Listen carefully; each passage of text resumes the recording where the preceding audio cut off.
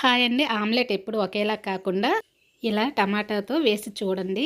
ముందుగా గిన్నె తీసుకొని ఇందులో రుచికి సరిపడా ఉప్పు, పసుపు, కారం వేసి ఒక స్పూన్ నీళ్ళు వేసి 3 గుడ్లు వేసి ఇలా కలిపి పక్కన ఉంచండి. తర్వాత స్టవ్ వెలిగించి పెనం పెట్టి దీని మీద ఆయిల్ వేసి ఇలా టమాటాలని చక్రాలుగా కోసి పెనం మీద వేయండి. మంట సిమ్లోనే ఉంచండి. ఈ టమాటా ముక్కల పైన కాస్త ఉప్పు, కొంచెం మిరియాల పొడి వేసుకొని రెండో వైపు తిప్పండి. టమాటాలు రెండు వైపులా వేగిన తర్వాత గుడ్డు మిశ్రమం కలిపి ఉంచాం కదండి, అది ఇందులో వేసి దీనిపైన పచ్చిమిర్చి చిన్న ముక్కలను వేయండి.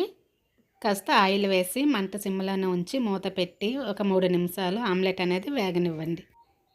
ఆమ్లెట్ ఒకవైపు వేగిన తర్వాత రెండో వైపు తిప్పి ఇంకొక 2 నిమిషాలు వేగనివ్వండి. అంతే అండి, టమాటా ఆమ్లెట్ అనేది రెడీ అయిపోయినట్లే. ఫ్రెండ్స్, మీ అందరికీ వీడియో నచ్చితే తప్పకుండా లైక్ చేయండి.